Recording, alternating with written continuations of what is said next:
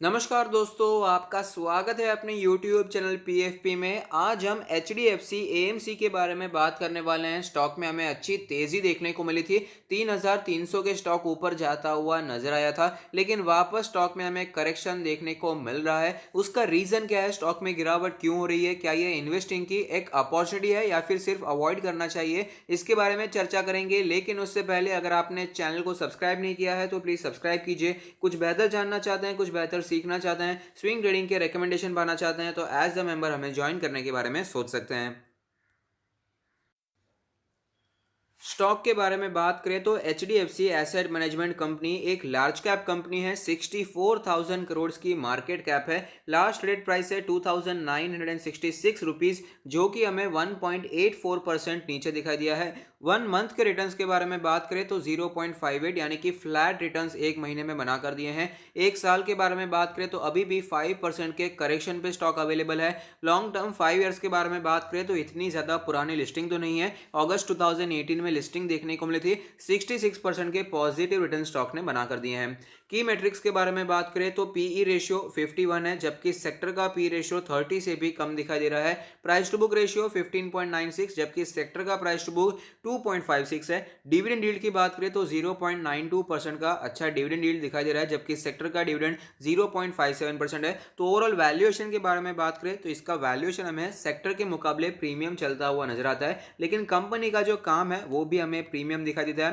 Company का financial trend आप देख सकते हैं, लगातार ऊपर जा रहा है। रेवेन्यू के बारे में बात करें तो 1.58 थाउजेंड करोड़ का रेवेन्यू था, जो कि बढ़कर 2.14 थाउजेंड करोड़ का हो चुका है। जिस स्पीड से रेवेन्यू बढ़ रही है उससे कई ज्यादा स्पीड से हमें प्रॉफिटेबिलिटी बढ़ती हुई नजर आती है। 2017 में 0.55 थाउजेंड करोड़ का प्रॉफिट था, जो कि 2020 में डबल से भी ज्यादा होकर 1.26 थाउजेंड करोड़ का हो चुका है। तो कंपनी अपनी प्रॉफिटेबिलिटी अच्छी तरीके से इंक्रीज करती हुई नजर आती है।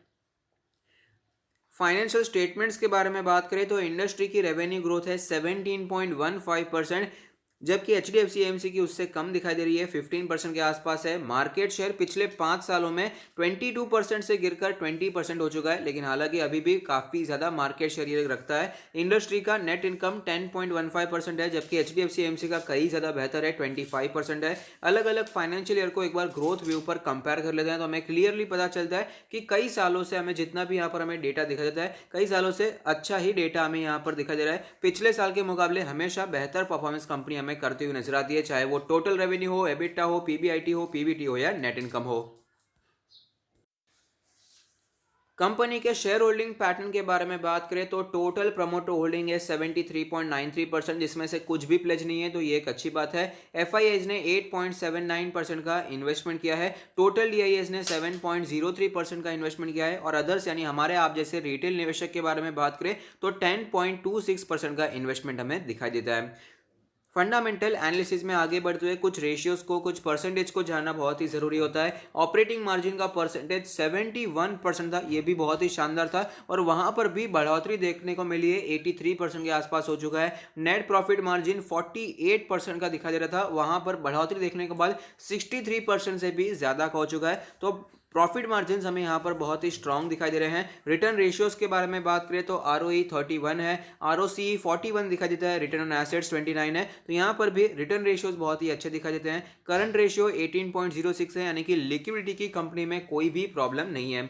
डेट टू इक्विटी रेशियो 0 है, कंपनी पर लॉन्ग टर्म का कोई भी कर्जा नहीं है, तो ये एक अच्छी बात है। इंटरेस्ट कवरेज रेशियो 185% है। एसेट टर्नओवर रेशियो 46 है, जो कि पिछले साल से कम हो चुका है। यहाँ पर हमें एक अच्छी बात दिखाई नहीं दे रही है, ये एक अच्छी बात नहीं है। एसेट टर्नओवर रेशियो नीचे जा रहा है। इन्वेंट्री टर्नओवर रेशियो 0 है, क्योंकि ये एक सर्विस प्रोवाइड करने वाली कंपनी है। एचडीएफसी एएमसी का काम है कि एचडीएफसी म्यूचुअल फंड के जितने भी पैसे होते हैं उसे मैनेज करना, और उस पर ये फीस चार्ज करती है, वही उसकी मेन इनकम है। बाकी कोई खुद का प्रोडक्शन नहीं है, इसलिए कोई इन्वेंट्री भी नहीं है। डिविडेंड यील्ड के बारे में बात करें तो जैसा कि हमने देखा, ज्यादा पुरानी कंपनी तो नहीं है, ज्यादा पुरानी लिस्टेड कंपनी नहीं है, तो यहाँ पर डिविडेंड की हिस्ट्री जितनी है तो हमें यही पता चलता है कि कंसिस्टेंटली कंपनी डिविडेंड देती आ रही है। तो आप देख सकते हैं हम चार्ट्स पर आ चुके हैं जहां पर हमें क्लियरली पता चलता है कि मार्केट क्रैश के बाद 2000 का लेवल बहुत ही स्ट्रांग सपोर्ट की तरह दिखाई दिया। हमें रिकवरी अच्छी दिखाई दी थी, 2800 के लेवल्स दिखाई दिए, लेकिन उसके बाद सिर्फ और सिर्फ अंडर परफॉर्मेंस दिखाई दिया। वापस इसके मार्च के क्रैश के लेवल्स आते हुए नजर आए थे। 2100 का लेवल तो आ भी चुका था, लेकिन उसके बाद शानदार तेजी आई, स्टॉक 3350 तक गया और वापस हमें यहाँ पर गिरावट देखने को मिल रही है। 3350 के आसपास प्रॉफिट बुकिंग फेस करने के बाद स्टॉक में हमें गिरावट देखने को मिल रही है और फिलहाल स्टॉक अपने 20 डेज के मूविंग एवरेज को एज द रेजिस्टेंस फेस कर रहा है और वहीं से हमें गिरावट देखने को मिल रही है। बाकी के जितने भी मूविंग एवरेजेस है, जो कि है 50 डेज का, 100 डेज का और 200 डेज का मूविंग एवरेज, ये अभी भी हमें इंटैक्ट दिखाई देते हैं। इंडिकेटर्स के बारे में बात करें तो मनी फ्लो इंडेक्स का नंबर कैलकुलेट होकर आता है 31.04, जो कि बहुत ही ज्यादा वीक हो चुका है। अगर ये 30 के नीचे जाता है तो ओवरसोल्ड सिचुएशन हमें दिखाई देगी। आरएसआई के बारे में बात करें तो आरएसआई का नंबर भी वीक हो चुका है, 46.78, यहाँ पर भी बहुत ही वीकनेस हमें देखने को मिली है। एमएसीडी के क्रॉसओवर्स के बारे में बात करें तो फिलहाल जो क्रॉसओवर बनता हुआ नजर आ रहा है, फिलहाल तो यहाँ पर बियरिश क्रॉसओवर बना हुआ है। अगर बात करें बॉलिंजर बैंड के बारे में तो बॉलिंजर बैंड का लोअर बैंड है 2827 का लेवल, मीडियन है 3087 का लेवल और अपर बैंड है 3347 का लेवल। पिवट पॉइंट्स के बारे में बात करें तो पिवट लेवल है 3029 का लेवल, पिवट रेजिस्टेंस 3200 के आसपास है और पहला पिवट सपोर्ट 2700 का बनकर आता है। अगर इसके वीकली चार्ट पर हम देखेंगे जहां पर एक कैंडल 1 वीक को रिप्रेजेंट करेगी, तो यहां पर हमें क्लियरली पता चलता है कि लिस्टिंग के बाद गिरावट तो बहुत हुई थी, लेकिन 2019 का ईयर स्टॉक के लिए बहुत ही अच्छा रहा था। 1200 के लेवल से स्टॉक ऊपर जाकर 3800 तक पहुंच चुका था। शानदार तेजी स्टॉक में दिखाई, लेकिन उसके बाद हमें गिरावट देखने को मिली, कंसोलिडेशन यहां पर देखने को मिला। फिर मार्च के क्रैश के बाद तो कुछ ज्यादा ही गिरावट स्टॉक में हमें देखने को मिली थी। तो फिलहाल जो इसके लिए एक इंपॉर्टेंट सपोर्ट की तरह दिखाई दे सकता है वो है इसका 20 वीक्स का मूविंग एवरेज, जो कि कैलकुलेट होकर आता है 2765 के लेवल के आसपास। तो यहां पर स्टॉक में गिरावट क्यों देखने को मिल रही है, ये सबसे पहले समझना बहुत ही जरूरी है। अब जो इसका ऑल टाइम हाई है, जो कि 3800 का लेवल, उस लेवल से हमें गिरावट इसीलिए देखने को मिली क्योंकि जो लेवल पर ये ट्रेड करा था वो बहुत ही ज्यादा ओवर वैल्यूड हो चुका था। इसका जो वैल्यूएशन था बहुत ही ज्यादा महंगा हो चुका था, जो कि एक लार्ज कैप कंपनी के लिए भी सस्टेन करना बहुत ही मुश्किल होता है। और इसके बाद हमें गिरावट देखने को मिली, मार्च के क्रैश की नहीं, उसके पहले भी अच्छा खासा करेक्शन पहले ही हमें देखने को मिल चुका था।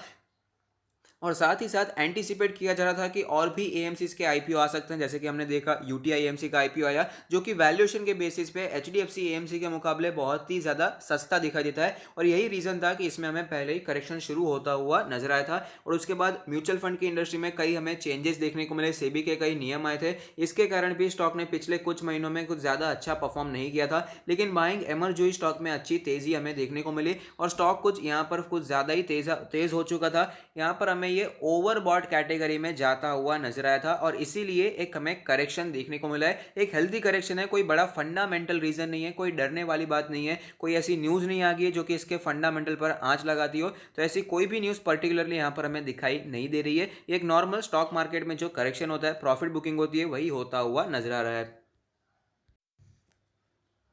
तो ऐसी सिचुएशन में मेरा मानना है, अगर आपको स्टॉक और भी नीचे के लेवल्स पर अवेलेबल दिखाई देता है तो ये एक अच्छी अपॉर्चुनिटी हो सकती है लॉन्ग टर्म के लिए निवेश करने के लिए। ओवरऑल एसेट मैनेजमेंट कंपनीज के बारे में बात करें तो सबसे पहले आता है एसबीआई का म्यूचुअल फंड, जो कि अभी तक लिस्टेड दिखाई नहीं दे रहा है, लेकिन उसके बाद एचडीएफसी का नंबर आता है। तो one of the largest AMCs में हमें ये देखा देता है, यहाँ पर आप लॉन्ग टर्म के लिए निवेश करने के बारे में सोच सकते हैं। इसके फंडामेंटल्स हमने देखे हैं, वो बहुत ही अच्छे दिखाई दे रहे हैं। तो ऐसी सिचुएशन में हर एक फॉल एक अपॉर्चुनिटी की तरह आप ले सकते हैं। जब स्टॉक में हमें पहले गिरावट देखने को मिली तब भी काफी लोग यहां पर घबरा रहे थे, और जब ये 3000 के ऊपर दौड़ता जा रहा था तब यहां पर लोगों में फोमो होने लगा कि स्टॉक को हम मिस ना कर दे, तो लोग यहां पर खरीदने लगे थे। 3000 का और 3300 का हमने टारगेट दिया था और वहां पर पहुंचने के बाद हमें यहां पर करेक्शन देखने को मिल रहा है। तो अब वापस अपॉर्चुनिटी आ रही है, तो यहां पर वापस आप री एंटर करने के बारे में सोच सकते हैं। फिलहाल स्टॉक टेक्निकली वीक दिखाई दे रहा है, वो कैसे वीक दिखाई दे रहा है ये भी मैं आपको बताना चाहूंगा। स्टॉक में गिरावट हुई, 50 डेज के मूविंग एवरेज के आसपास थोड़ा सा कंसोलिडेशन दिखाया 4 दिनों तक, फिर थोड़ी सी तेजी आई जरूर,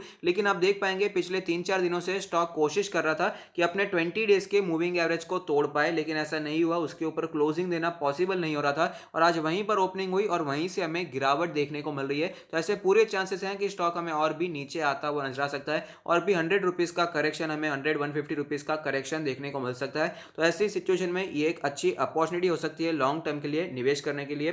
तो 2800 का जो लेवल है वो बहुत ही स्ट्रॉन्ग सपोर्ट है, क्योंकि ये एक रेजिस्टेंस बना हुआ था स्टॉक के लिए, और साथ ही साथ इसने पहले भी इस लेवल के आसपास कई बार सपोर्ट लिया, 2 बार सपोर्ट लेने के बाद वापस तेजी दिखाई थी। इसका 100 डेज का मूविंग एवरेज इसी के आसपास बनकर आता है, तो यहाँ पर इसे आप अपने पोर्टफोलियो में ऐड करने के बारे में सोच सकते हैं। और साथ ही साथ अगर आप अपना पोर्टफोलियो हमसे रिव्यू करवाना चाहते हैं तो उसका लिंक भी हमने डिस्क्रिप्शन बॉक्स में दे दिया है। 2750 से करके 2800 का जो लेवल है काफी स्ट्रॉन्ग सपोर्ट है, जहां पर आप इसे एक्यूमुलेट करने के बारे में सोच सकते हैं। बाय एंड डिप्स की स्ट्रैटेजी अपनाई जा सकती है, लॉन्ग टर्म के लिए निवेश किया जा सकता है। तो अगर आपकी वीडियो पसंद आता है तो लाइक कीजिए, शेयर कीजिए, कमेंट कीजिए, सब्सक्राइब कीजिए और मुझे मोटिवेट कीजिए। Thank you, stay happy, happy investing.